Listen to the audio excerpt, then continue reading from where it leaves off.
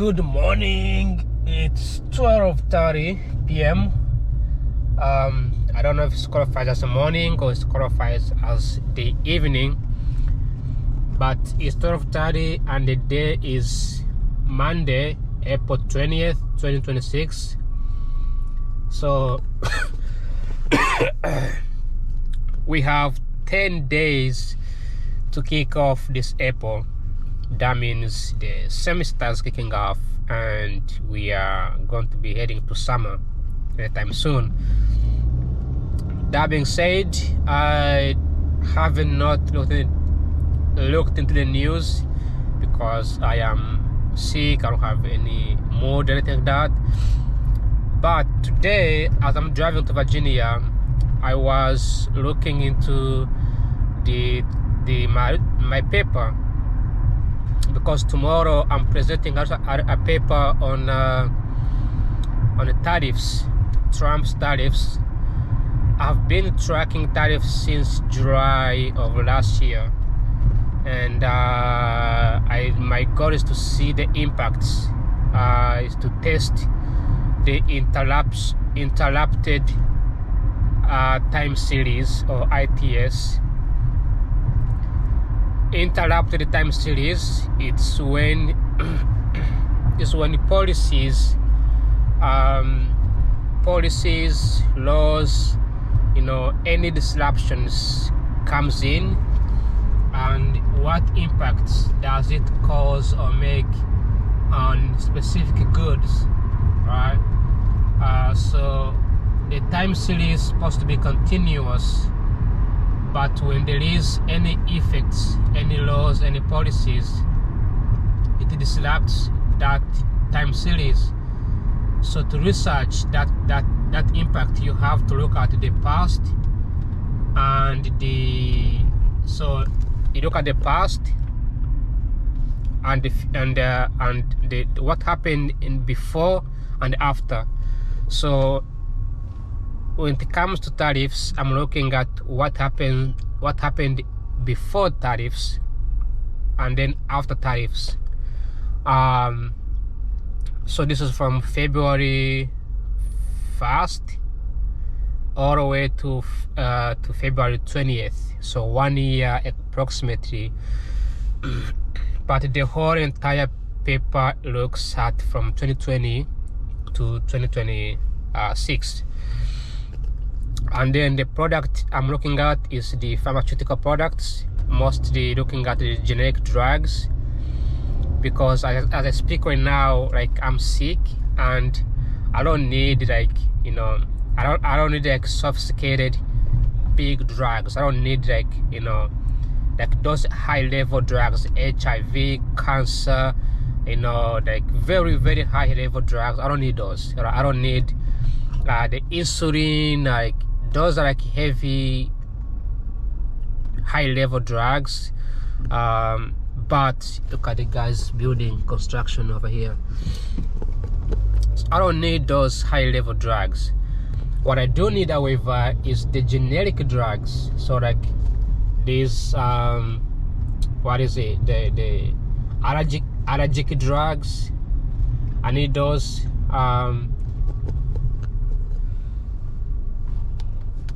Pretty basic drugs, and those drugs contains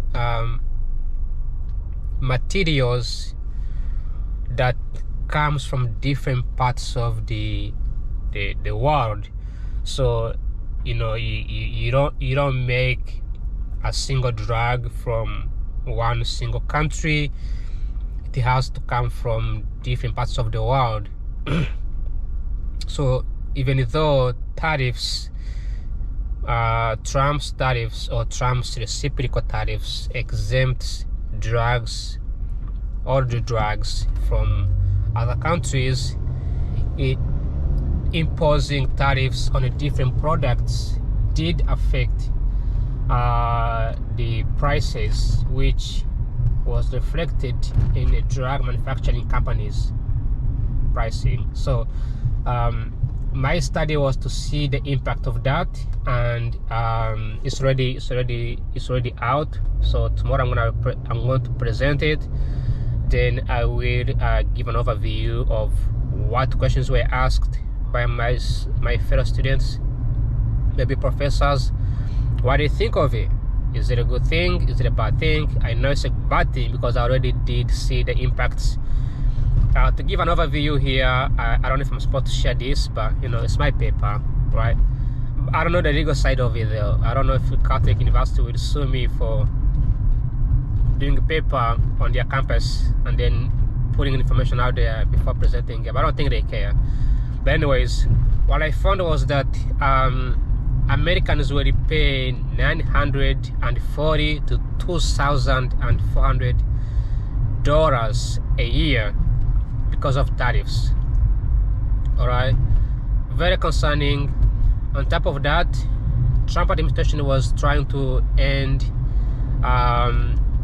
some political rationale. So those rationale things like immigration is fentanyl, but also my country's focus is two countries, so Canada and Mexico and the US, so three countries. I'm not focusing on anything else. I'm focusing on the tariffs, how the tariffs affected, how the tariffs imposed on Canada and Mexico affected the drug pharmaceuticals. Right, that was my main study. So Canada, for example, only has, like, according to CBP, Customs and Border Protection data, Canada had 0.2% of fentanyl at the border. Meanwhile, Mexico accounts for 88.7% of drugs captured at the border. Okay, so from Canada is 44 pounds of fentanyl drugs. Meanwhile, in Mexico it was 21,000 plus. I don't know the exact number, but it's 21,000 drugs or pounds of drugs caught on the border between Mexico and the United States. Now here's the crazy part. When Trump administration passed tariffs against Canada and Mexico, Canada reacted by imposing reciprocal tariffs and many other economic measures. Meanwhile, Mexico reacted by complying. They just complied. So by complying, Mexico, which imports many drugs, actually gained the trade by 8%. Canada lost 7%. Crazy that a country that is not involved in drugs is losing, or a country that is involved in drug trade is gaining. Why? Because what Mexico did was just change the paperwork. That's what they did. They changed the paperwork, they complied with the government, and that's it. Meanwhile, Canada responded back aggressively or regressively, which is why they lost. That was very, very fascinating as well to see. Then this week, today's Monday, Monday 20th April, Monday. This week, the Trump administration is going to be refunding. It's going to be refunding all the money. All right, I believe it's $175 billion will be refunded back to the companies that lost the money under the tariffs, under the International Economic Emergency Powers Act, or IEEPA. Can I believe I remember that? Oh, so cool that I remember all these things in my head. Like, I'm not reading anything, like nothing on my thing, like I'm driving and remembering all the things. It's kind of cool. I'm proud of my brain, how to remember these things in my real brain. So anyways, this is the real things, right? Because journalists read the scripts. I don't read the scripts. I can feel it. I can feel that if I was the owner of Johnson & Johnson, or if I was the owner of Pfizer, I would feel the impact. Right? If I was the owner of Lilly and Lilly, I'll feel the impact. there's a crash here. Seems like there's an accident taking place. Somebody hit someone else. I don't know what happened. Oh, this vehicle. Okay, just small impact actually. It's not too big.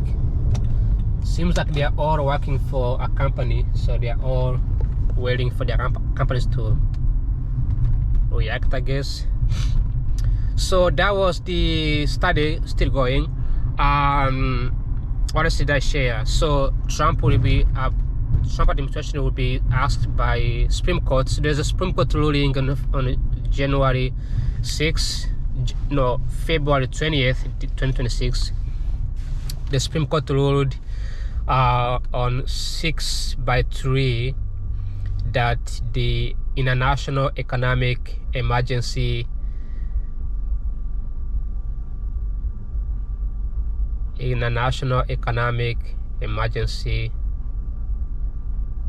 policy, what does that PA stand for? Powers Act. Oh, I keep forgetting this. So International Economic Emergency Powers Act, or IEEPA, does not authorize the president to punish other countries. So because of that, Trump administration will be required to refund every single dollar collected. According to CBP, or Customs and Border Protection, they will be subject to refund of up to they have collected $166.65 billion. Now you may be thinking, why is it that the CBP, or Customs and Border Protection, is collected $165 billion in revenue through the International Economic Emergencies Powers Act, but the refund will be $175 billion under International Economic Emergency Powers Act? This is in my understanding. I don't have any answer to this, but my understanding is that when you collect the CBP collects money on the border, right? However, there is even more effects, like the paperwork, the administrative paperwork. The lawsuits cost us even more money. So not only do Americans are going to be paying the tariffs that was collected, they are also going to be paying the extra money on top of that, right? Which is not good, right? So this was something that I found to be very absurd, because we should be paying what we collected, right? That you should collect all the money, $166.65, pay that money and done. But no, they want to pay extra 100, extra 10.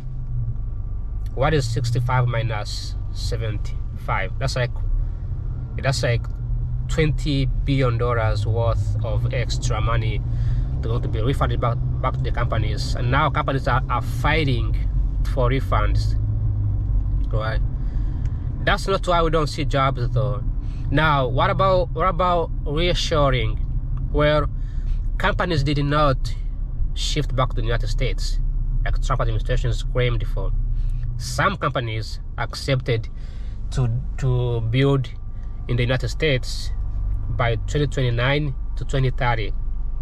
Okay, that is because companies are not stupid, right? They're not dumb. You can't just tell companies that, hey, you can't just tell Apple, hey, like, build a factory in the United States like next day. They can do it, but they're not gonna do it right away, right? They're not dumb. Why? Because companies have what they call wait and see model. Okay, this model was literally discovered in 1980s by economists. Wait and see model, it's when businesses say, you know what, we don't trust the current administration, and we don't trust the volatility of policies, so we're going to wait and see. All right, we see the same thing in the stock market. I talked about this last time, when the investors just don't invest because they don't trust the government, so they don't invest. Okay, guess what 2028 will be? Guess what will it be in 2029, 2030?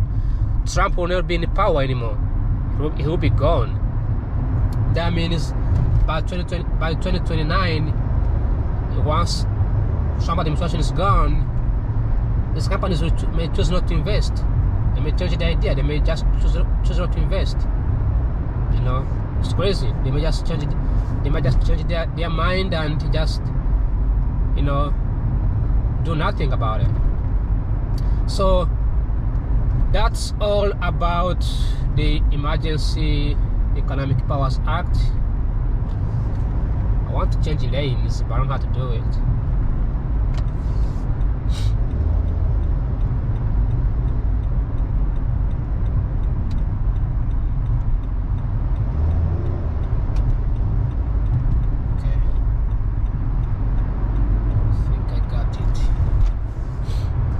So that being said, enjoy the tunnel. Usually I don't speak in the tunnel because it can be destructive. You have to be careful. You have to focus in the tunnel.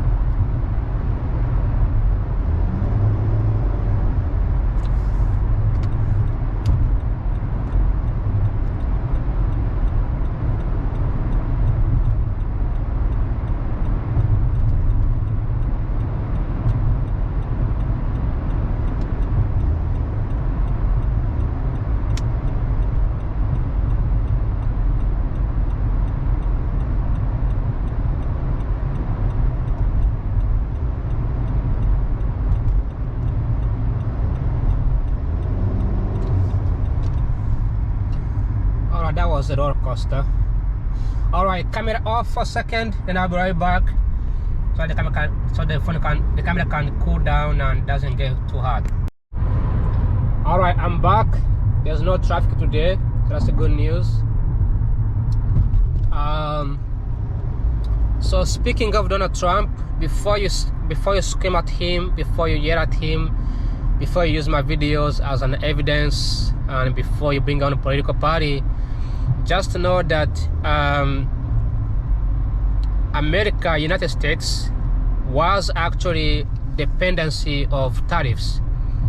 Like there was no taxes many years ago.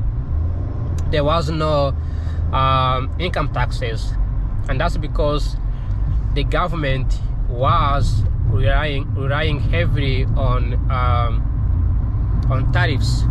It was the main source of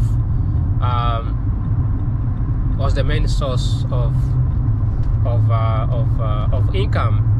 All right, so Trump isn't crazy when he says let's rely on tariffs. However, today is not the same thing as 1980s. Neither is it the same thing as 1700s. Back then there was no globalization. Today we live in a globalizations. We live in a world where we are all connected. Like look at right now, right where I am. Like I use the examples when I'm driving. Look at the vehicles. These vehicles have tires made in Japan. You know, license plate made by people who are from Taiwan or something. Or there is electronics in these vehicles made in China. People have phones made in with screens made in Vietnam. I mean, there are so many things that here are combined that we can't just like ignore, right? When we use something like these guys over here, this Pentagon, right? These guys, they use the word national security. They tell us, you know, it's not safe to use drugs, blah blah blah. The objectives, right, done by these guys, the Pentagon. We oftentimes turn to the old ways of doing things, which is tariffs. But I believe that we can achieve the objectives of national security by doing the industrial policy, try to subsidize the local manufacturing other than trying to force companies to build their manufacturing companies in the United States. I think that's the best way to do it. I think that's the best way to achieve these objectives, achieve these goals, right? So that being said, I hope that my paper will be very, very wonderful to the students, to my fellow classmates, as I presented. And yeah, and I hope that if the administration, also people don't know this, right? Like, you cannot Trump's tariffs not only did oh jeez, you coming off, then you slow down, you hit the brake, dude. How'd you do that? I can't speak and focus on driving, but these tariffs, not only do they affect the not only do they affect the companies, they also affect employment rate, because companies don't just say, let's stop manufacturing, let's stop supplying goods, let's stop investments. They also say, let's stop hiring, because we don't know the future. You're not gonna spend $100,000 on James if you know that James's job won't be able to yield an outcome.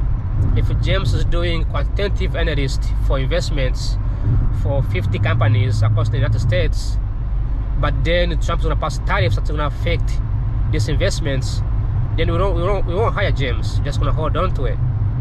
This is also why companies are looking for experienced people rather than looking for entry-level workers. Or they are utilizing AI because AI is cheaper, and and everything is done in credit.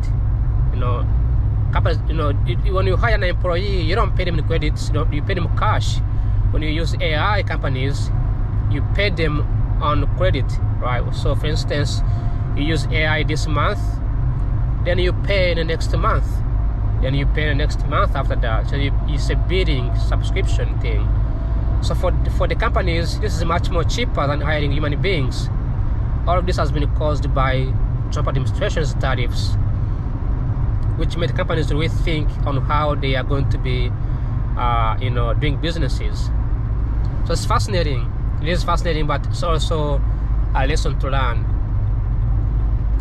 So speaking of manufacturing, speaking of drugs, generic drugs, the drug prices went up, and not only that, but also many Americans, they struggle to just buy the best drug. They don't have Medicare, because Medicare got rid of it. Trump got rid of it, right? So affecting Americans twice is very, very crucial, and it's interesting to see how things are gonna go, right? That being said, another thing that I forgot to say, there's gonna be more and more things. I'm gonna share this tomorrow, probably, if I get some time. Sometimes I say things and I forget about it. But speaking of importing drug imports, or the APIs, China and India imports the largest amount of drugs to the United States. Why Canada, which only imports like 2% to the United States?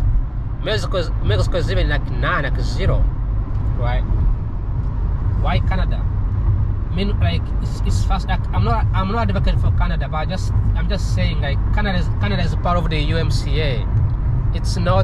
It doesn't qualify as a country that has the power to negotiate, because it's part of the MCA. This is like having a shopkeeper, having two shops close to each other. then you have a big Walmart between those two shops. Then Walmart says, you know what, I'm gonna impose the rules on who gets to buy, who gets to sell us small quantity of items to our shops. But you have a large supplier like Amazon, which is like in Seattle. Meanwhile, because Walmart is in DC, Walmart put so much heavy punishment on small shops nearby. Meanwhile, leaves a big supplier like Amazon away from getting affected. So what I mean here is that Trump administration knew that, you know, China and India supplies more drugs to the United States, but they also have the power to comply. They can comply. They use comply as a method. Meanwhile, Canada is a part of the USMCA agreement, which means there is an agreement in the trades and the relationships, right? So they expect the government to be more lenient and more friendly to them.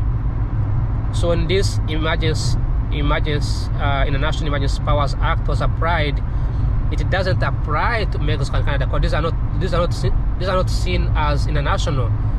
These are seen as home trade. All right. So there was an equal treatment here. Mind you that the United States is the largest buyer in the whole world, right? It's the largest consumer in the whole world.